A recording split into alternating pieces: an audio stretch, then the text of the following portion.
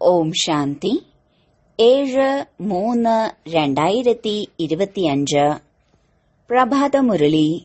മധുരമായ കുട്ടികളെ, ഇത് അനാദിയും അവിനാശിയും ഉണ്ടായതും ഉണ്ടാക്കപ്പെട്ടതുമായ ഡ്രാമയാണ്. ഇതിലേതെല്ലാം സീനുകൾ കഴിഞ്ഞുപോയോ അതെല്ലാം കൽപ്പത്തിനു ശേഷമേ വീണ്ടും ആവർത്തിക്കൂ. അതിനാൽ സദാ നിശ്ചിന്തരായിരിക്കൂ.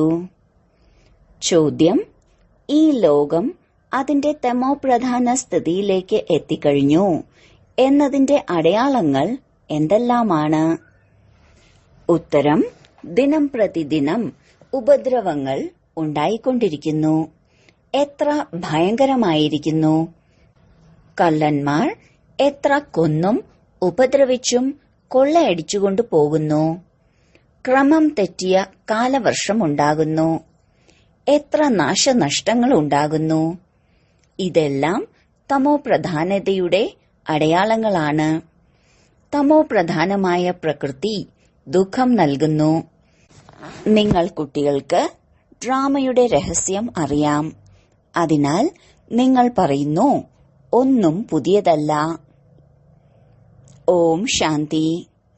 ഇപ്പോൾ നിങ്ങൾ കുട്ടികളുടെ മേൽ ജ്ഞാനത്തിന്റെ മഴ പെയ്തുകൊണ്ടിരിക്കുകയാണ്. നിങ്ങളാണ് സംഗമയുഗികൾ. ബാക്കി സർവ്വ മനുഷ്യരും കലിയുഗികളാണ്. ഈ സമയത്ത് ലോകത്തിൽ അനേകം മതമതാന്തരങ്ങളുണ്ട്. നിങ്ങൾ കുട്ടികളുടേതാണെങ്കിൽ ഏകമതമാണ്. ഏകമതം ഭഗവാനിൽ നിന്നാണ് ലഭിക്കുന്നത്. അവർ ഭക്തിമാർഗത്തിൽ ജപം, തപം, തീർത്ഥം മുതലായവ ചെയ്യുമ്പോൾ കരുതുന്നത് ഇതെല്ലാം ഭഗവാനെ കാണാനുള്ള വഴികളാണ് എന്നാണ്. ഭക്തിക്ക് ശേഷമേ ഭഗവാനെ ലഭിക്കൂ എന്ന് പറയുന്നു.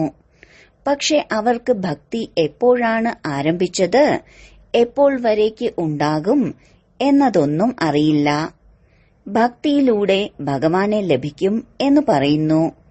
അതിനാലാണ് അനേക പ്രകാരത്തിലുള്ള ഭക്തികൾ ചെയ്യുന്നത്. നമ്മൾ പരമ്പരകളായി ഭക്തി ചെയ്തു വരികയാണ് എന്നതും സ്വയം മനസ്സിലാക്കുന്നുണ്ട്. ഒരു ദിവസം തീർച്ചയായും ഭഗവാനെ ലഭിക്കും. ഭഗവാൻ എന്ത് നൽകും? തീർച്ചയായും സദ്ഗതി നൽകും. എന്തെന്നാൽ ഭഗവാൻ സർവരുടെയും സദ്ഗതി ദാതാവാണ്. ഭഗവാൻ ആരാണ്, എപ്പോൾ വരും എന്നതും അറിയില്ല. ഓരോ മഹിമകൾ പാടുന്നു. പറയുന്നു, ഭഗവാൻ പതിത പാവനനാണ്, ജ്ഞാനസാഗരനാണ് എന്ന്. ജ്ഞാനത്തിലൂടെയേ സദ്ഗതി ഉണ്ടാകൂ. ഇതുമറിയാം, ഭഗവാൻ നിരാകാരനാണ്.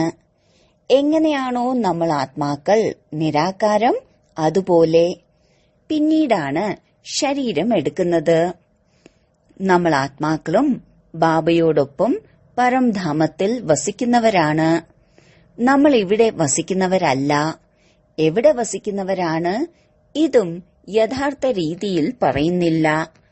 ചിലർ കരുതുന്നത് നമ്മൾ സ്വർഗത്തിലേക്ക് പോകും എന്നാണ്. ഇപ്പോൾ നേരെ സ്വർഗത്തിലേക്ക് ആർക്കും പോകാൻ കഴിയില്ല. പിന്നെ ചിലർ ജ്യോതിയിൽ ലയിക്കും എന്ന് പറയുന്നു. ഇതും തെറ്റാണ്. ആത്മാവിനെ വിനാശിയാക്കി മാറ്റുന്നു. മോക്ഷം ലഭിക്കുകയില്ല. ഉണ്ടായതും ഉണ്ടാക്കപ്പെട്ടതും എന്നാണ് പറയുന്നത്. ഈ ചക്രം കറങ്ങിക്കൊണ്ടേയിരിക്കും. ചരിത്രവും ഭൂമിശാസ്ത്രവും ആവർത്തിക്കും. പക്ഷെ ചക്രം എങ്ങനെയാണ് കറങ്ങുന്നത് ഇത് അറിയില്ല. ചക്രത്തെയും അറിയില്ല, ഈശ്വരനെയും അറിയില്ല. ഭക്തിമാർഗത്തിൽ എത്ര അലയുന്നു. ഭഗവാൻ ആരാണ് എന്നത് നിങ്ങൾക്ക് അറിയാം. ഭഗവാനെ അച്ഛനെന്നും വിളിക്കുന്നുണ്ട്. എങ്കിൽ ബുദ്ധിയിൽ വരേണ്ടതല്ലേ? ലൗകിക പിതാവുണ്ട്, എന്നിട്ടും നമ്മൾ ഭഗവാനെ ഓർമ്മിക്കുന്നു. അതിനാൽ 2 അച്ഛന്മാരായി, ലൗകികവും പാരലൗകികവും. ആ പാരലൗകിക പിതാവിനെ കാണാനാണ് ഇത്രയും ഭക്തി ചെയ്യുന്നത്? അവർ പരലോകത്താണ് വസിക്കുന്നത്. നിരാകാരി ലോകവും തീർച്ചയായും ഉണ്ട്. നിങ്ങൾക്ക് നന്നായി അറിയാം, മനുഷ്യർ എന്തെല്ലാം ചെയ്യുന്നുണ്ടോ അതെല്ലാം ഭക്തി മാർഗമാണ്. രാവണ രാജ്യത്തിൽ ഭക്തി തന്നെ ഭക്തിയാണ് നടന്നുവരുന്നത്. ജ്ഞാനം ഉണ്ടാകില്ല. ഭക്തിയിലൂടെ ഒരിക്കലും സദ്ഗതി ഉണ്ടാവില്ല. സദ്ഗതി നൽകുന്ന ബാബയെ ഓർമ്മിക്കുകയാണെങ്കിൽ തീർച്ചയായും ബാബ ഒരിക്കൽ വന്ന് സദ്ഗതി നൽകും. നിങ്ങൾക്കറിയാം, ഇത് തീർത്തും തമോപ്രധാനമായ ലോകമാണ്. സത്തോ പ്രധാനമായിരുന്നു, ഇപ്പോൾ തമോപ്രധാനമാണ്. എത്ര ഉപദ്രവങ്ങളാണ് ഉണ്ടാകുന്നത്! വളരെ ഭയാനകമായിരിക്കുന്നു. കള്ളനും മോഷ്ടിച്ചുകൊണ്ടു പോകുന്നു. കൊല്ലുകയും ഉപദ്രവിക്കുകയും ചെയ്തിട്ടാണ് കള്ളൻ കൊള്ളയടിക്കുന്നത്. ഇങ്ങനെയുള്ള മരുന്നുകളുമുണ്ട്. അത് മണപ്പിച്ച് ബോധം കെടുത്തും. ഇതാണ് രാവണരാജ്യം. ഇത് വളരെ വലിയ പരിധിയില്ലാത്ത കളിയാണ്. ഇതിന് കറങ്ങാൻ 5000 വർഷങ്ങൾ എടുക്കും. കളിയും ഡ്രാമ പോലെയാണ്. നാടകം എന്ന് പറയില്ല. നാടകത്തിൽ അഥവാ ഏതെങ്കിലും ഒരു അഭിനേതാവിന് അസുഖമാണെങ്കിൽ പകരം വയ്ക്കാൻ സാധിക്കും. ഇതിലാണെങ്കിൽ ഇത്തരം കാര്യങ്ങൾ സാധ്യമല്ല. ഇത് അനാദിയായ ഡ്രാമയല്ലേ? അഥവാ ആർക്കെങ്കിലും അസുഖം വന്നു എന്ന് കരുതൂ. ഇങ്ങനെ അസുഖം വരണം എന്നതും ഡ്രാമയിലെ അവരുടെ പാർട്ടാണ് എന്നാണ് പറയുക. ഇത് അനാദിയായി ഉണ്ടായതും ഉണ്ടാക്കപ്പെട്ടതുമാണ്. മറ്റാരോടെങ്കിലും ഡ്രാമ എന്ന് പറഞ്ഞാൽ അവർ ആശയക്കുഴപ്പത്തിലാകും. നിങ്ങൾക്കറിയാം, ഇത് പരിധിയില്ലാത്ത ഡ്രാമയാണ്. കൽപ്പത്തിനു ശേഷവും ഇതേ അഭിനേതാക്കൾ ഉണ്ടാകും. എങ്ങനെയാണോ ഇപ്പോൾ മഴ പെയ്യുന്നത്, അതുപോലെ തന്നെ അടുത്ത കൽപ്പത്തിലും പെയ്യും. ഇതേ ഉപദ്രവം ഉണ്ടാകും. നിങ്ങൾ കുട്ടികൾക്കറിയാം, ജ്ഞാനത്തിന്റെ മഴ എല്ലാവരുടെയും മേലെ പതിക്കില്ല. പക്ഷേ ജ്ഞാനസാഗരൻ വന്നിരുന്നു എന്ന ഈ ശബ്ദം തീർച്ചയായും എല്ലാവരുടെയും കാതുകളിൽ പതിക്കും. നിങ്ങൾക്ക് മുഖ്യം യോഗമാണ്. ജ്ഞാനവും നിങ്ങളാണ് കേൾക്കുന്നത്. ബാക്കി മഴ മുഴുവൻ ലോകത്തിലും പെയ്യുന്നുണ്ട്. നിങ്ങളുടെ യോഗത്തിലൂടെ സ്ഥായിയായ ശാന്തി ഉണ്ടാകുന്നു. നിങ്ങൾ എല്ലാവരെയും കേൾപ്പിക്കുന്നു, സ്വർഗത്തിന്റെ സ്ഥാപന ചെയ്യുന്നതിനായി ഭഗവാൻ വന്നിരിക്കുന്നു എന്ന്. പക്ഷെ ഇങ്ങനെയും ഒരുപാട് പേരുണ്ട്. അവർ സ്വയം ഭഗവാനാണ് എന്ന് കരുതി ഇരിക്കുകയാണ്. അതിനാൽ നിങ്ങൾ പറയുന്നത് ആരംഗീകരിക്കും? അതിനാൽ ബാബ മനസ്സിലാക്കി തരികയാണ്, കോടികളിൽ ചിലരെ വരികയുള്ളൂ. ഭഗവാനായ അച്ഛൻ വന്നിരിക്കുന്നു എന്നത് നിങ്ങളും നമ്പർ വൈസ് ആയിയാണ് അറിയുന്നത്. ബാബയിൽ നിന്ന് സമ്പത്ത് നേടുകയാണ് വേണ്ടത്. എങ്ങനെ ബാബയെ ഓർമ്മിക്കണം എന്നതും മനസ്സിലാക്കി തന്നിട്ടുണ്ട്. സ്വയം ആത്മാവാണെന്ന് മനസ്സിലാക്കൂ. മനുഷ്യരാണെങ്കിൽ ദേഹാഭിമാനികളായി മാറിയിരിക്കുന്നു. ബാബ പറയുന്നു, ഞാൻ വരുന്നത് മുഴുവൻ മനുഷ്യരും പതിതരായി മാറുമ്പോഴാണ്. നിങ്ങൾ എത്ര തമോപ്രധാനമായി മാറിയിരിക്കുന്നു. ഇപ്പോൾ ഞാൻ വന്നിരിക്കുകയാണ് നിങ്ങളെ സതോപ്രധാനമാക്കി മാറ്റുന്നതിനായി. കൽപ്പം മുൻപും ഞാൻ നിങ്ങൾക്ക് ഇങ്ങനെ തന്നെയാണ് മനസ്സിലാക്കി തന്നത്. നിങ്ങൾ എങ്ങനെ തമോപ്രധാനത്തിൽ നിന്നും സതോപ്രധാനമായി മാറും? എന്നെ ഓർമ്മിക്കുക മാത്രം ചെയ്യൂ. ഞാൻ വന്നിരിക്കുകയാണ് നിങ്ങൾക്ക് എന്റെയും രചനയുടെയും പരിചയം നൽകുന്നതിന്. ആ അച്ഛനെ രാവണ രാജ്യത്തിൽ എല്ലാവരും ഓർമ്മിക്കുന്നുണ്ട്. ആത്മാവ് തന്റെ അച്ഛനെ ഓർമ്മിക്കുന്നു. ബാബ അശരീരിയായ ബിന്ദുവല്ലേ? പിന്നീടവർക്ക് പേര് വെച്ചതാണ്. നിങ്ങളെ സാളിഗ്രാമങ്ങളെന്നും അച്ഛനെ ശിവനെന്നും വിളിക്കുന്നു. നിങ്ങൾ കുട്ടികൾക്ക് ശരീരത്തിന് മേലാണ് പേര്. ബാബ പരമാത്മാവാണ്. ബാബയ്ക്ക് ശരീരം ധാരണ ചെയ്യേണ്ടതില്ല. ബാബ ഇവരിൽ പ്രവേശിച്ചിരിക്കുകയാണ്. ഇത് ബ്രഹ്മ ശരീരമാണ്. ഇവരെ ശിവൻ എന്ന് വിളിക്കില്ല. ആത്മാവെന്ന പേര് നിങ്ങളുടേത് തന്നെയാണ്. പിന്നീട് നിങ്ങൾ ശരീരത്തിലേക്ക് വരുന്നു. പരമാത്മാവാണ് സർവാത്മാക്കളുടെയും പിതാവ്. അതിനാൽ എല്ലാവർക്കും രണ്ടച്ഛന്മാരായി. ഒന്ന് നിരാകാരി, രണ്ടാമത് സാകാരി. ഇവരെ പിന്നെ അലൗകിക അത്ഭുതകരമായ അച്ഛൻ എന്നും പറയുന്നു. എത്ര അധികം കുട്ടികളാണ്! മനുഷ്യർക്ക് ഇത് മനസ്സിലാകില്ല. പ്രജാപിത ബ്രഹ്മകുമാരന്മാരും കുമാരിമാരും ഇത്രയും അധികമുണ്ട്. ഇത് എന്താണ്? ഏത് പ്രകാരത്തിലുള്ള ധർമ്മമാണ്? മനസ്സിലാക്കാൻ കഴിയില്ല. നിങ്ങൾക്കറിയാം, ഈ കുമാരി കുമാരന്മാർ എന്നത് പ്രവൃത്തി മാർഗത്തിലെ പദങ്ങളാണ്. അമ്മ, അച്ഛൻ, കുമാരി, കുമാരൻ. ഭക്തിമാർഗത്തിൽ നിങ്ങൾ ഓർമ്മിക്കുന്നുണ്ട്, അങ്ങ് മാതാവും പിതാവുമാണ്. ഇപ്പോൾ നിങ്ങൾക്ക് മാതാപിതാവിനെ ലഭിച്ചിരിക്കുന്നു. നിങ്ങളെ ദത്തെടുത്തിരിക്കുകയാണ്. സത്യുഗത്തിൽ ദത്തെടുക്കാറില്ല. അവിടെ ദത്തെടുക്കുക എന്ന വാക്കേ ഇല്ല. ഇവിടെ പിന്നെയും പേരുണ്ട്. അത് പരിധിയുള്ള അച്ഛനാണ്. ഇത് പരിധിയില്ലാത്ത അച്ഛനാണ്. പരിധിയില്ലാത്ത ദത്തെടുക്കലാണ്. ഈ കാര്യങ്ങൾ വളരെ ഗൂഹ്യമായി മനസ്സിലാക്കേണ്ട കാര്യങ്ങളാണ്. നിങ്ങൾ കുട്ടികൾ പൂർണമായും ആർക്കും മനസ്സിലാക്കി കൊടുക്കുന്നില്ല. ആദ്യം ആരെങ്കിലും ഉള്ളിലേക്ക് വരികയാണെങ്കിൽ ഗുരുവിന്റെ ദർശനം ചെയ്യാൻ വന്നതാണ് എന്ന് പറയും. എങ്കിൽ നിങ്ങൾ പറയൂ, ഇത് ക്ഷേത്രമല്ല. നോക്കൂ, ബോർഡിൽ എന്താണ് എഴുതിയിരിക്കുന്നത്? ബ്രഹ്മകുമാരി കുമാരന്മാർ അനവധിയുണ്ട്. ഇവരെല്ലാവരും പ്രജാപിതാവിന്റെ കുട്ടികളായി. നിങ്ങളും പ്രജകളാണ്. ഭഗവാൻ സൃഷ്ടി രചിക്കുന്നു. ബ്രഹ്മ മുഖകമലത്തിലൂടെ ഞങ്ങളെ രചിച്ചു. ഞങ്ങൾ പുതിയ സൃഷ്ടിയുടേതാണ്. നിങ്ങൾ പഴയ സൃഷ്ടിയുടേതും. പുതിയ സൃഷ്ടിയുടേതാകേണ്ടത് സംഗമയുഗത്തിലാണ്. ഇതാണ് പുരുഷോത്തമനായി മാറുന്നതിനുള്ള യുഗം. നിങ്ങൾ സംഗമയുഗത്തിൽ നിൽക്കുകയാണ്. അവർ കലിയുഗത്തിൽ നിൽക്കുകയാണ്. ഭാഗം വെച്ചതുപോലെയാണ്. നോക്കൂ, ഇന്ന് കാലത്ത് എത്ര ഭാഗപ്പിരിവുകളാണ്. ഓരോ ധർമ്മത്തിലുള്ളവരും കരുതുന്നു, ഞങ്ങൾ ഞങ്ങളുടെ പ്രജകളെ സംരക്ഷിക്കും, തന്റെ ധർമ്മത്തെയും കൂടെയുള്ളവരെയും സുഖിയാക്കും. അതിനാൽ ഓരോരുത്തരും പറയുന്നു, നമ്മുടെ സംസ്ഥാനത്ത് നിന്നും ഈ സാധനങ്ങൾ പുറത്തു പോകരുത്. മുൻപ് കാലത്ത് രാജാവിന്റെ ആജ്ഞ മുഴുവൻ പ്രജകളും അനുസരിച്ചിരുന്നു. രാജാവിനെ മാതാപിതാവ്, അന്നദാതാവ് എന്നാണ് വിളിച്ചിരുന്നത്.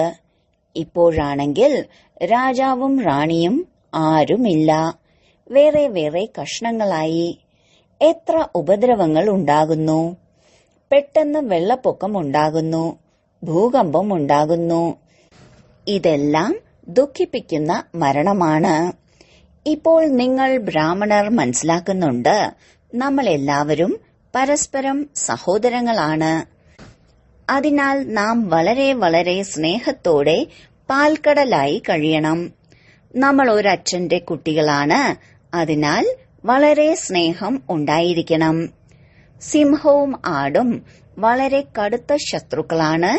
എന്നാൽ രാമരാജ്യത്തിൽ ഇവർ ഒരുമിച്ച് വെള്ളം കുടിക്കും.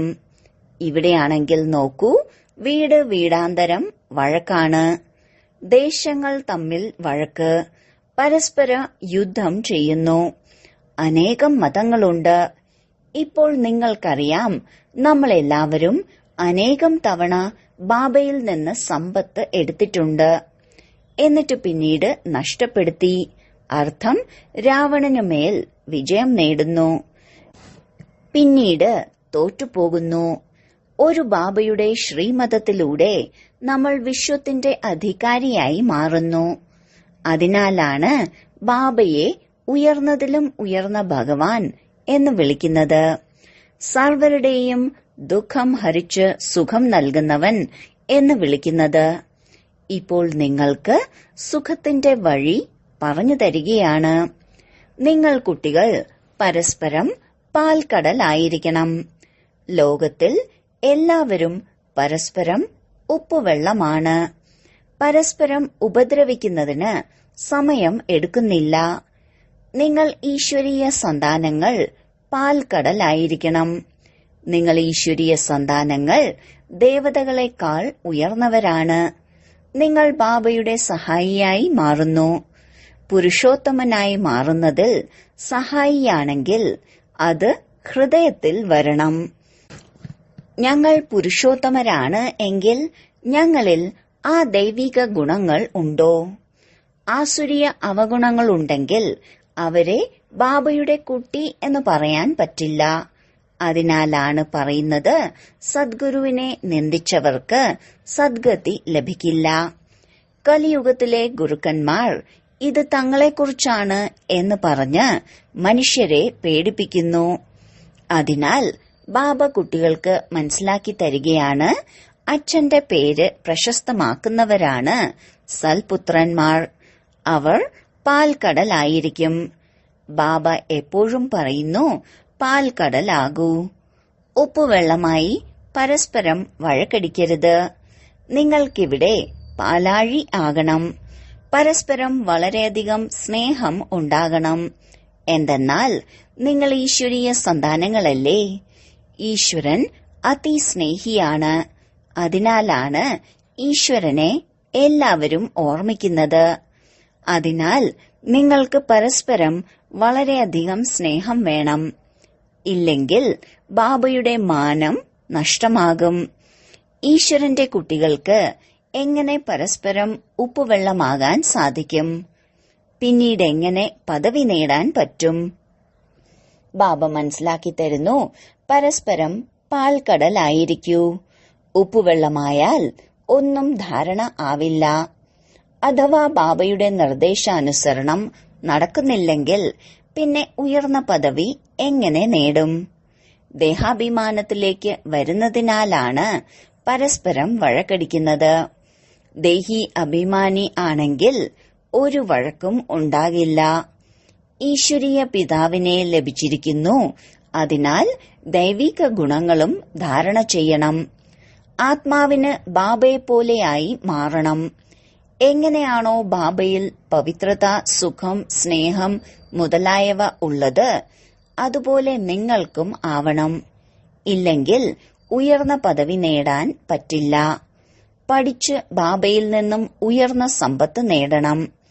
ആരാണോ ഒരുപാട് പേരുടെ മംഗളം ചെയ്യുന്നത്, അവരാണ് രാജാവും റാണിയുമായി മാറുന്നത്. ബാക്കിയുള്ളവർ ദാസദാസിമാരാകും. മനസ്സിലാക്കാൻ പറ്റുമല്ലോ ആരാര് എന്താകുമെന്ന്. പഠിക്കുന്നവർക്ക് സ്വയം മനസ്സിലാക്കാൻ സാധിക്കും. ഈ കണക്ക് വെച്ച് ഞങ്ങൾ ബാബയ്ക്ക് എന്ത് പേര് നേടിക്കൊടുക്കും എന്ന്. ഈശ്വരന്റെ കുട്ടികൾ വളരെ സ്നേഹികളായിരിക്കണം. ആര് കണ്ടാലും സന്തോഷിക്കണം.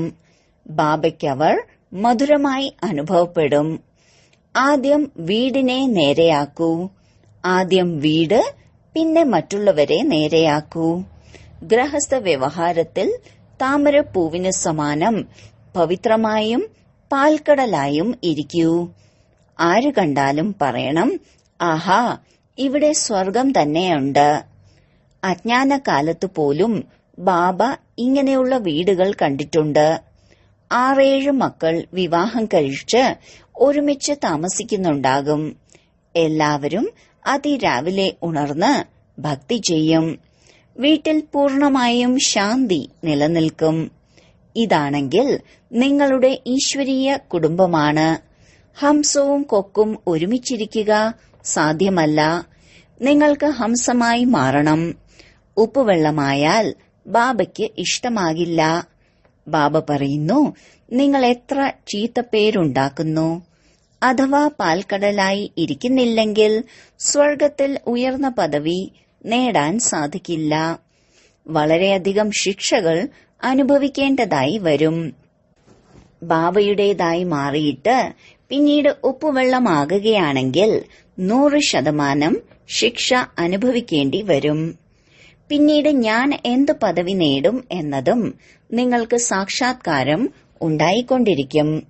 ശരി, വളരെ കാലത്തെ വേർപാടിന് ശേഷം തിരികെ കിട്ടിയ മധുരമധുരമായ ഓമന സന്താനങ്ങൾക്ക് മാതാവും പിതാവുമായ ബാബ്ദാദയുടെ സ്നേഹസ്മരണകളും പുലർക്കാല വന്ദനവും.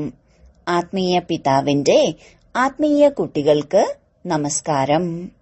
ധാരണയ്ക്കുള്ള മുഖ്യസാരം: 1. സദാ ശ്രദ്ധ വേണം. നമ്മൾ ഈശ്വരന്റെ കുട്ടികളാണ്. നമുക്ക് വളരെ സ്നേഹിയായി കഴിയണം. പരസ്പരം ഒരിക്കലും ഉപ്പുവെള്ളമാകരുത്. ആദ്യം സ്വയം നേരെയാവണം, പിന്നീട് മറ്റുള്ളവരെ നേരെയാക്കുന്നതിനുള്ള പഠിപ്പ് നൽകണം. 2. എങ്ങനെ ബാബയിൽ പവിത്രത, സുഖം, സ്നേഹം മുതലായവ സർവഗുണങ്ങളുമുണ്ടോ അതുപോലെ ബാബയ്ക്ക് സമാനമായി മാറണം. സദ്ഗുരുവിന്റെ നിന്ദ ഉണ്ടാകുന്ന തരത്തിലുള്ള ഒരു കർമ്മവും ചെയ്യരുത്. തന്റെ പെരുമാറ്റത്തിലൂടെ ബാബയുടെ പേരിനെ പ്രശസ്തമാക്കണം. വരദാനം: ബാബയുടെയും പ്രാപ്തിയുടെയും സ്മൃതിയിലൂടെ സദാ ധൈര്യത്തിലും ഉല്ലാസത്തിലും ഇരിക്കുന്ന ഏകരസവും അചഞ്ചലരുമായി ഭവിക്കട്ടെ. ബാബ മുഖേന ജനിച്ചപ്പോൾ തന്നെ എന്തെല്ലാം പ്രാപ്തികൾ ലഭിച്ചുവോ അതിന്റെ ലിസ്റ്റ് സദാ മുന്നിൽ വയ്ക്കൂ. പ്രാപ്തി അചഞ്ചലവും ദൃഢവുമാണെങ്കിൽ ധൈര്യവും ഉല്ലാസവും അചഞ്ചലമായിരിക്കണം. അചഞ്ചലത്തിന് പകരം അഥവാ മനസ്സ് എപ്പോഴെങ്കിലും ചഞ്ചലതയിൽ വരുന്നുണ്ടെങ്കിൽ ഇതിന്റെ കാരണമാണ് ബാബയെയും പ്രാപ്തികളെയും സദാ മുന്നിൽ വയ്ക്കുന്നില്ല. സർവപ്രാപ്തികളുടെ അനുഭവം സദാ മുന്നിൽ അഥവാ സ്മൃതിയിലിരിക്കുകയാണെങ്കിൽ എല്ലാ വിഘ്നങ്ങളും സമാപ്തമാകും. സദാ നവോന്മേഷം, പുത്തനുല്ലാസം ഉണ്ടാകും. സ്ഥിതി ഏകരസവും അചഞ്ചലവും ആയിരിക്കും. സ്ലോഗൻ: ഏത് വിധത്തിലുള്ള സേവയിലും സദാ സന്തുഷ്ടമായിരിക്കുന്നവർ തന്നെയാണ് നല്ല മാർക്ക് വാങ്ങുന്നത്. അവ്യക്ത സൂചന: സത്യതയുടെയും സഭ്യതയുടെയും സംസ്കാരം സ്വായത്തമാക്കൂ. താങ്കൾ ബ്രാഹ്മണാത്മാക്കൾ വളരെ വളരെ റോയലാണ്. താങ്കളുടെ മുഖവും പെരുമാറ്റവും രണ്ടും തന്നെ സത്യതയുടെയും സഭ്യതയുടെയും അനുഭവം ചെയ്യിപ്പിക്കണം. അതുകൊണ്ടാണ് റോയലായ ആത്മാക്കളെ സഭ്യതയുടെ ദേവി എന്നറിയപ്പെടുന്നത്. അവരുടെ സംസാരം, നോട്ടം, നടത്തം, കഴിക്കലും കുടിക്കലും, ഇരിക്കലും എഴുന്നേൽക്കലും, ഓരോ കർമ്മത്തിലും സഭ്യത സ്വതവേ തന്നെ കാണപ്പെടുന്നു. ഞാൻ സത്യത തെളിയിച്ചുകൊണ്ടിരിക്കുകയാണ്, എന്നാൽ സഭ്യതയേ ഇല്ല. ഇങ്ങനെ ആകരുത്. എങ്കിലിത് ശരിയല്ല. ഓം ശാന്തി.